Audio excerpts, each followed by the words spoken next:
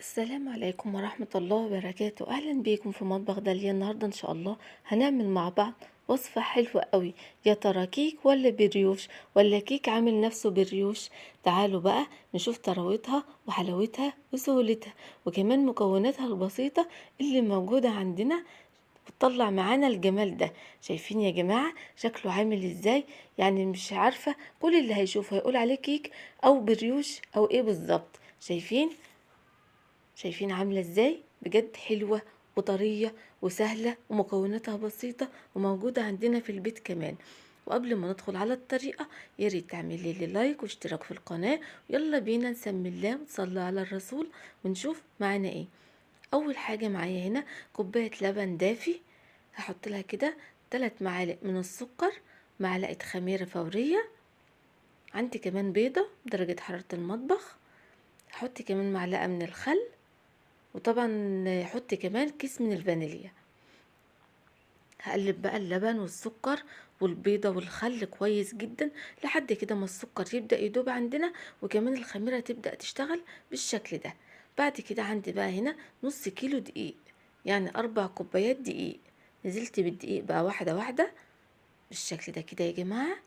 بعد كده هحط لها كمان كده نص معلقة صغيرة من الملح، وعندي كمان معلقة من البيكنج باودر. يعني الكيس ده ما كانش مليان ولا حاجة، كان فيه يا دوبك معلقة صغيرة كده.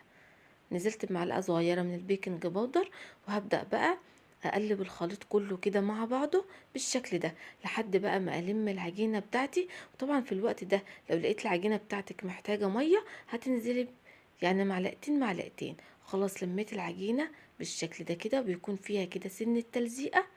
بعد كده بقى يا جماعة بنزل بحوالي 3 معالق من الزبدة او السمنة، يعني المتاح عندك اشتغلي بيه. لو ما عندكش زبدة او سمنة هتنزلي بتلت كوباية من الزيت، وتعجني العجينة بقى بتاعتك كويس جدا. في الاول هتلاقيها بتقطع معاكي بالشكل ده، لكن بقى مع كتر العجين فيها يعني حوالي كده 6 7 دقايق هتلاقيها بقى لمت معاكي وبقت عجينة طرية، ولا بتلزق في الطبق ولا بتلزق في ايديك بالشكل ده. شايفين العجينة بتاعتنا حلوة جدا. نزلت بقى بيها كده على الرخامة وهبدأ اقسم العجينة بتاعتي لنصين يكونوا كده قد بعض بالشكل ده كده اهو يا جماعة. اخدت النص كده وحطيته في جنب، وهاخد النص التاني كمان وهبدأ بقى اضيف له هنا. الاول هعجن الاول النص الابيض كويس بالشكل ده كده اهو، شايفين؟ وهسيبه بقى على جنب بالشكل ده. والنص التاني هحط له بقى معلقتين من الكاكاو الخام. الكاكاو الخام بيدي بقى لون وشكل وطعم حلو جدا لأي وصفة انت بتعمليها. نزلت كمان بمعلقة لبن او معلقة مية، وهعجن بقى العجينة بتاعتي كويس بالشكل ده كده لحد ما كلها كده بقى تتكون باللون البني زي ما هنشوفها مع بعض دلوقتي. وعلشان برضو اعرف اعجنها كويس بنزل بيها على الرخامة وعجنتها كويس بالشكل ده كده يا جماعة لحد ما كلها بقت لون بالشكل ده كده.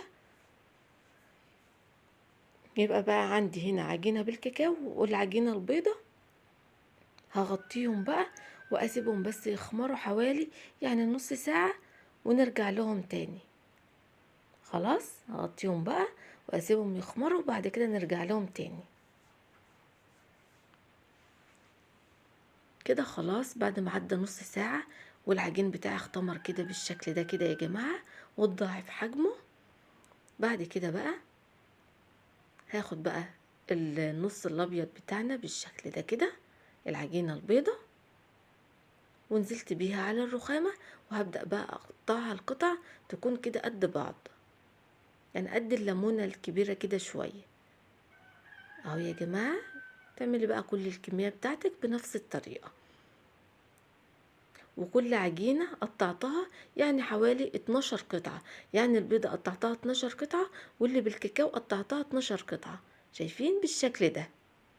بجيب بقى رشة دقيق بسيطة خالص وببدأ بقى افرد عليها كده. اول حاجة اخدت بقى الابيض بتاعنا العجين الابيض وقطعته بالشكل ده، فردته يعني فردة بسيطة خالص بالشكل ده. ممكن كمان تفردها بايدك من غير نشابة ومن غير اي حاجة. برش كده رشة دقيق بسيطة خالص، وبعد كده بفرد العجينة فردة بسيطة اهو يا جماعة بالشكل ده، شايفين؟ لحد بقى ما بخلص الكمية كلها بنفس الطريقة، برجع بقى للعجينة بتاعة الشوكولاتة بفردها بنفس الطريقة، رشة دقيق بسيطة، وبفرد كل قطعة كده فردة بسيطة بالشكل ده لحد طبعا ما بخلص بقى الكمية بتاعتي بالشكل ده كده اهو يا جماعة. شايفين؟ سهلة وبسيطة ومش هتاخد منك وقت خالص. جبت الصينية بتاعتي دهنتها دهنة سمنة كويسة بقى، بعد كده حطيت النشابة كده بالشكل ده علشان بقى اوقف عليها عجينة البريوش بتاعنا زي ما هنشوف بالظبط دلوقتي. بحط بقى يا جماعة قطعة بقى بالشوكولاتة وقطعة بيضة بالشكل ده كده اهو، قطعة بقى بالكاكاو وقطعة بيضة لحد ما بخلص بقى الكمية بتاعتي كلها بنفس الطريقة. شايفين؟ مكوناتها سهلة وبسيطة ومش هتاخد منك وقت خالص. رصتها بقى كلها كده بنفس الطريقة، هغطيها بقى واسيبها تخمر برضو حوالي نص ساعة لحد بقى ما يتضاعف حجمها وحجمها يعلى معانا زي اللي هنشوفه مع بعض دلوقتي. شايفين بقى يا جماعة؟ بعد ما عدى عليها نص ساعة ضاعف حجمها وملت الصينية بالشكل ده كده. شايفين شكلها؟ بجد كأنها لوحة فنية. جبت بقى معلقتين من الحليب او اللبن، عندك شوية مية وشوية سكر تقلبيهم وتديني بيهم الوش، حابة تحطي النسكافيه على لبن برضو تقلبيهم وتديني بيهم الوش، مفيش اي مشكلة.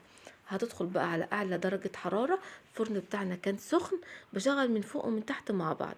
قعدت حوالي 20 دقيقة في الفرن، واول بقى ما بتخرج من الفرن لازم بغطيها بكيس بالشكل ده عشان بقى تبقى طرية معانا وهشة بالشكل ده كده يا جماعة. شايفين؟ هبدأ اقلبها بقى بالشكل ده كده. شايفين؟ طرية وهشة وحلوة جدا جدا. قلبتها بقى وبتتقلب معاكي بكل سهولة. شايفين؟ اللي هيشوفها بقى بالشكل ده هيقول عليها كيكة، لكن اللي هيجي بقى يقطعها من جوه هيقول عليها بريوش. يعني بجد حلوة جدا جدا.